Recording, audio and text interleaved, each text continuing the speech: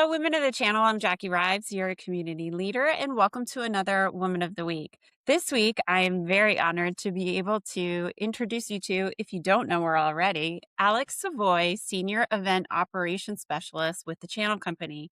Hi, Alex. Thank you for joining me. Hi, no, thank you. I'm very excited. Yes, I'm excited to get to spend a little time with you and have the community get to know you more as you support both of our East, West, and Gala events, really. So let's dive into those icebreaker questions. Where do you live and where did you grow up, if that's different? I currently live in a suburb outside of St. Louis, Missouri. I'm on the Illinois side, and I have been here since early childhood. I was born in Jackson, Mississippi, and then we moved to Columbia, South Carolina before we finally settled here, and I have been here ever since. So I've just learned several new things about you. Yeah, I'm a Southern girl.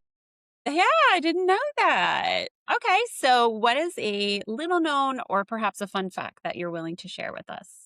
Okay. I own a balloon decor company on the side, as well as most recently an LED marquee rental business. The balloon company has been around. We're actually just about to hit our 5th year anniversary. And it started with one of my best friends and I as right after COVID as something to just kind of do on the side for fun. We thought it would be something that we would do a couple events here and there for family and friends a couple times a month. And it is now a very large business. We have a full team, we have a transport vehicle, we have a warehouse unit, and we do business with some really neat clients, a lot of universities around here. Anheuser-Busch is one of our big clients, the Worldwide Technologies racetrack. We've done stuff for the St. Louis Blues. So that what started as a small side business grew very quickly.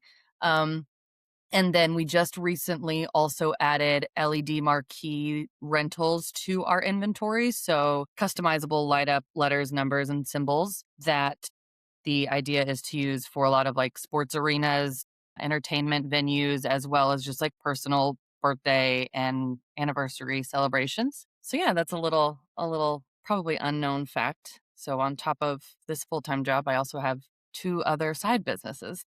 Some other big jobs and some little ones. I don't know how you do it, Alex. That's amazing. Congratulations. Yeah, thank you. Yeah. All right. Well, how about telling me a little bit about your career path and how you reached the position you're in today? Yeah. So I originally went to college as a dance major. I danced my whole life, and my family and I actually owned a dance studio for 15 years. We just sold it about a year and a half ago. So dance was always very important to me. It was a passion of mine. And so when I graduated high school, I originally wanted to go into dance as professionally. So I went to school to be a dancer. And the end of my sophomore year, I realized that I wanted to have a little more options in my trajectory of a career. Um, and at the time, I had enough credits to claim a minor in dance. So I switched gears and changed my major to organizational communications, minored in dance. And then when I graduated, I was very lucky to have kind of fallen into this position. My mother, who also works for the channel company, now at the time owned her own event management company. And my senior year, I needed an internship. And I knew I wanted to go into something with event planning, but I was a little stubborn in that I would always say, like, I don't want to just work for my mom. Like, I want to go off and do my own thing, but I needed an internship for senior year. So I asked if I could just help with one of the events and then finish the event, which at the time was equivalent to Exchange August as like my Mm. final project. So I did that. And then at Exchange August, it would have been going into my senior year. I was supposed to just do like the prep work. So get there Thursday, and then we would set up Friday, Saturday, and then I was going to be there for at least the start of the first day, Sunday, and fly home. And Sunday morning, I was like, what if I didn't fly home today? And I stayed and I missed a couple classes my senior year, the first few days, so that I could like see the end of the event. And she was like, of course, my mom, of course. Yeah. So I changed my flight to fly home so that I could stay for the event. And it was in that moment that I was like, oh shoot, okay, I feel like this is actually kind of what I want to do. And I'm going to do what I said I wouldn't and end up working for my mom, which I did. And in hindsight, 13, 14 years later now, it's the best decision I made. Yeah, so that is how I ended up here. Quite a change in journey, but sometimes that makes for the best destination. Yeah, I agree. I love how, like, so your original passion was, your family was so infused in that, having the studio, and Yeah. then, trying to, be your own person and say, no, I don't want that job. And then you end up wanting to change your flight, wanting to see the entire event through. So I'm glad it worked out that way because I Yeah. can't imagine working on Women in the Channel events without you, Yeah, it's a selfishly. lot of fun. Yeah. All right, Alex. Who are some individuals who inspired you in your journey? Definitely would be my mother. Hmm. If it wasn't for her, I would be somewhere completely different today.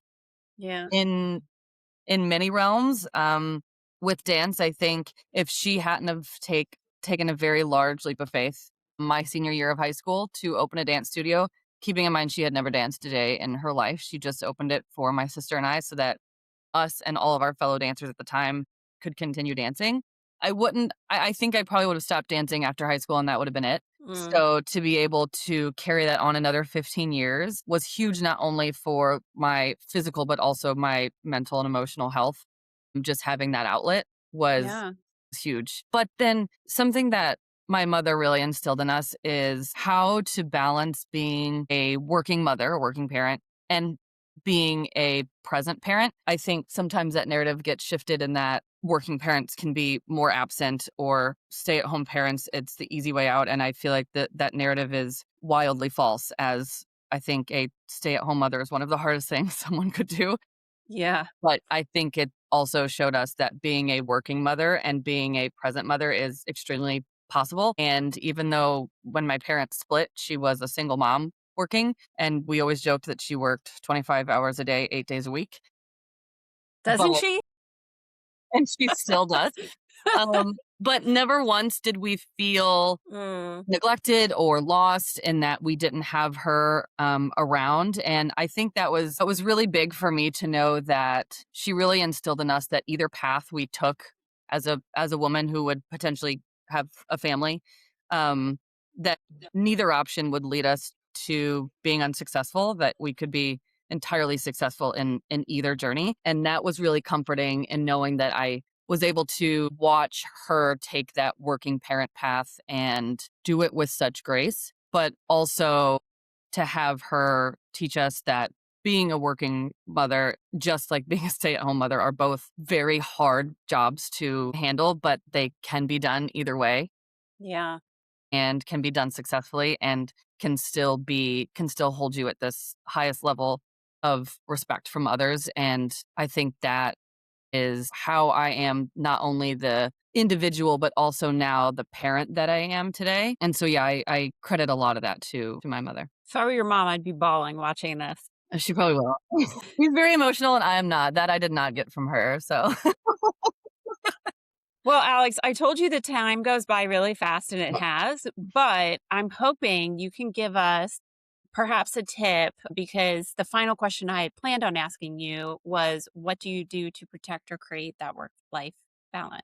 yeah, I think working remote is tough because you sit in this room and I can look out and see my living room and see that the pillows have been kicked on the floor by the dog and that there are dishes still on the counter that need to be put away and I can hear the laundry going off and I feel this innate need to go get everything done, but I also am someone that typically when I get to my office, I don't leave my office. Something that I've started doing, especially now having children, is once I leave my office at the end of the day, I close my office door because it's very easy just to walk in here at any Mm, point in time, whether it's first thing in the morning before hours or towards the end of the day in the evening. And so my husband, who also works for the channel company, side note, we've got a good flow of like once we step away from work and his office is downstairs, we just kind of are mindful about keeping those doors closed so that we're present in the evenings, not only for each other, but for our son, and then also for, of course, the endless amount of tasks that